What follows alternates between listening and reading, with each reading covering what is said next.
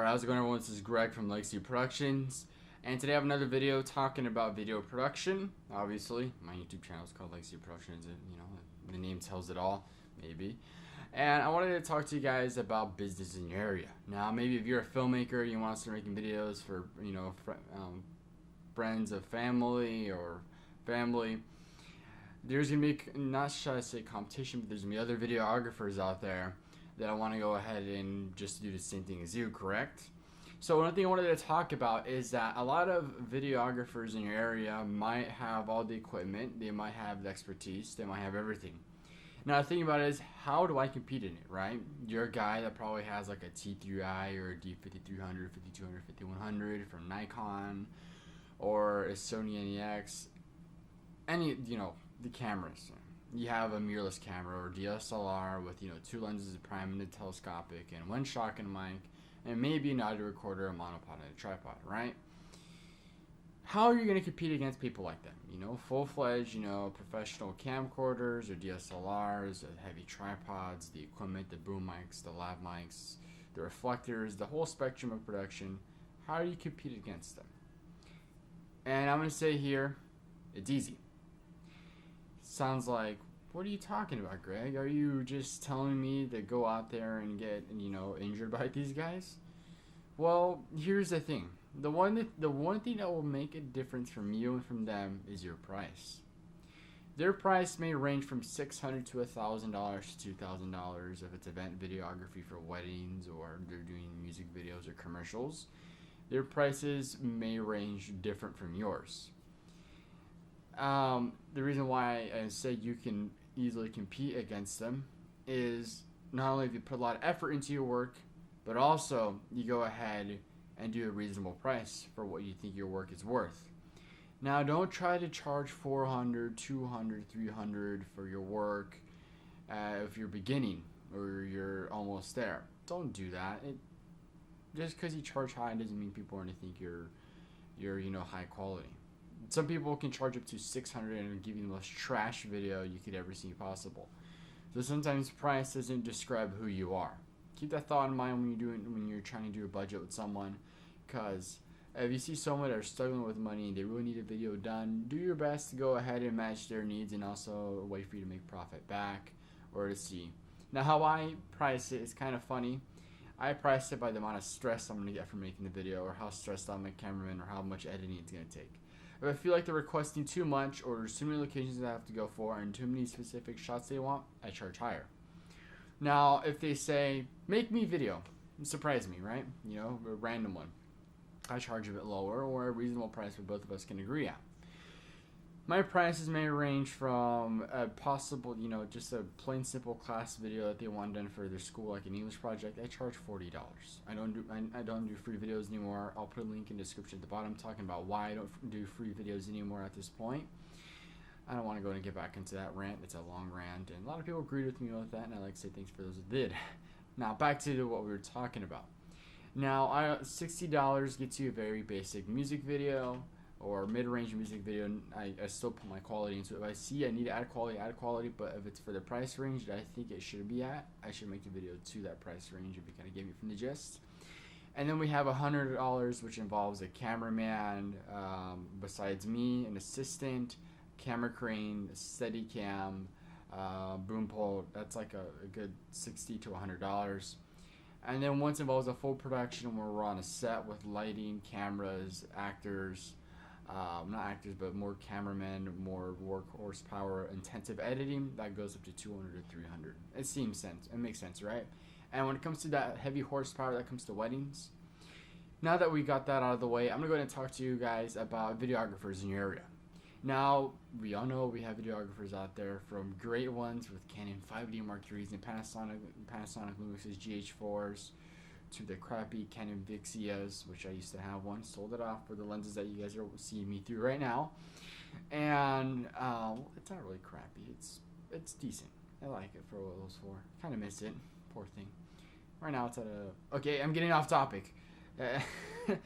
What was another thing? So, what I'd say here is, whenever you have competition, what some people like to call out there, but other videographers, just remember there's plenty to share. There's many people out there who want a video done. There's many people out there that expect high expectations or need a good value price, which if you can go ahead and make a right budget for them, they'll be happy. And then there's those out there that think, oh, I'm just going to go ahead and get all the customers. Everyone will come to me only. I'm going to dominate the area. I have no competition. I'm going to smash everyone. Don't be that person. Please don't. Just because you're only in the area with a DSLR or with a GH4 or a 5300 or a T5i or anything like that, and you think you're all hot and big, don't have that mindset, because the reason why at the end of the day you're going to get smashed because you cared more about that than your quality of work and your price ranging.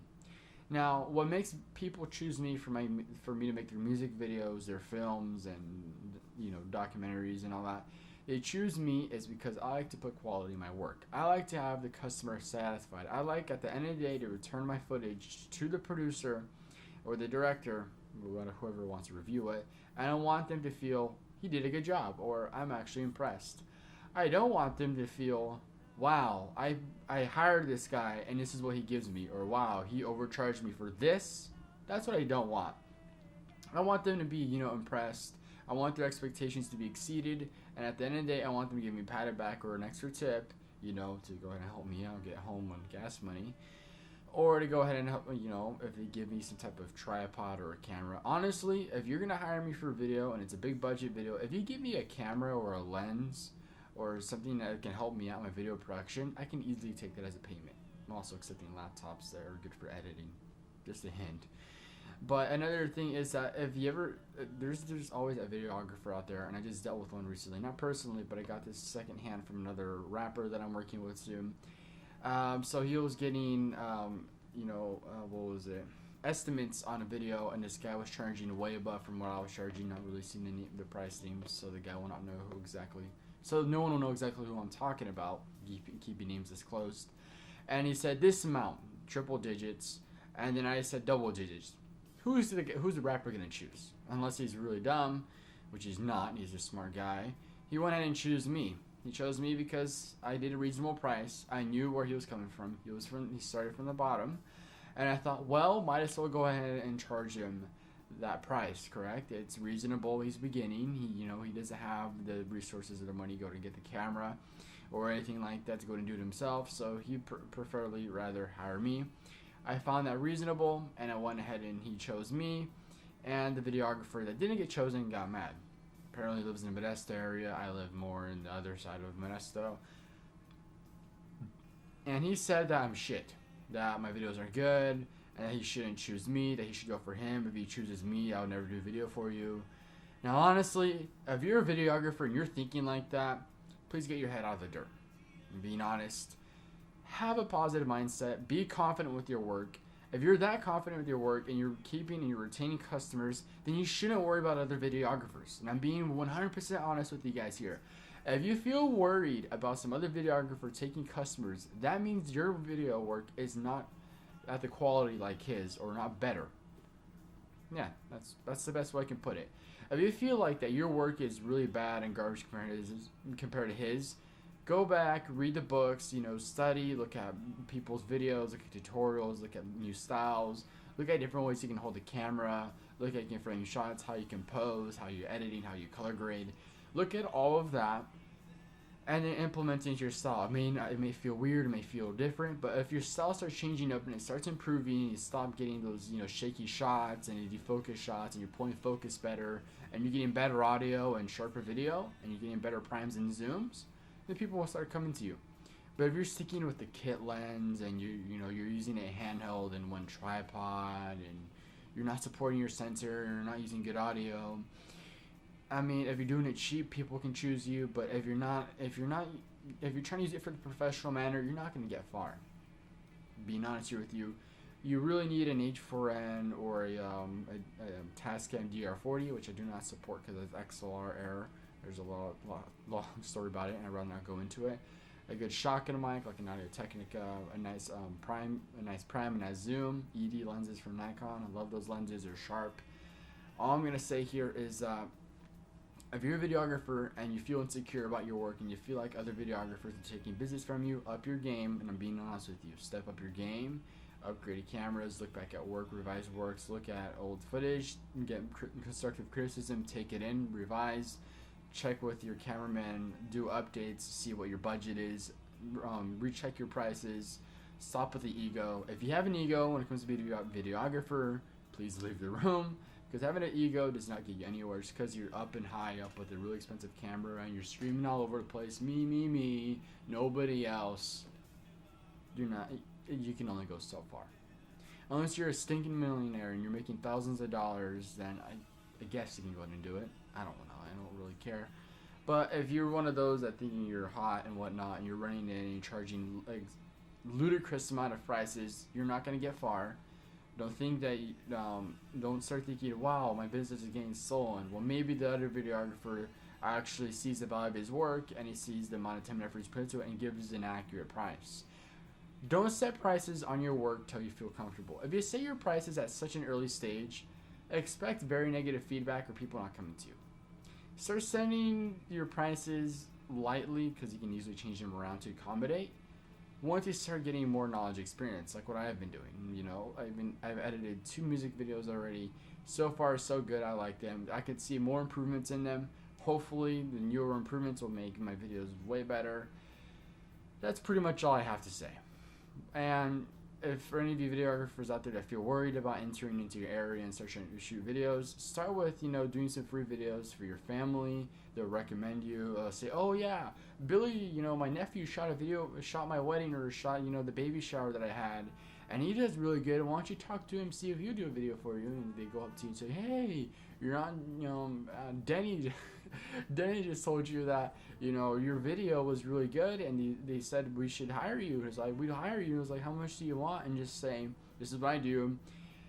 Hire me, I'll do the video, and at the end, whatever you think, how you like the quality of the work, that's how much you should pay me. If you think it's a really good video, pay me as decent as possible so I can make a bit of money back. But if you really want me to set a price, I'll do it for $60 to $80. And then they'll be happy. They don't have to spend $300, $400 on a videographer. You get them as a customer. They're going to be a long-time customer because they're a first customer if you do it right the first time. Oh, messed up.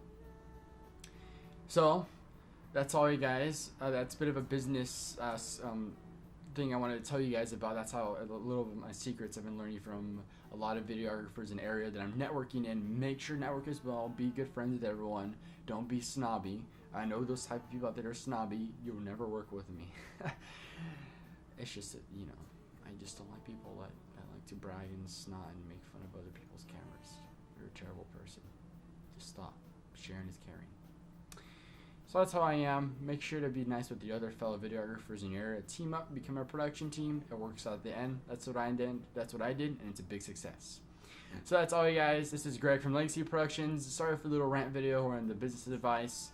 So let's wrap it up, and see you later. Weird intro. Let's just say it again. So that's all, you guys, and see you later.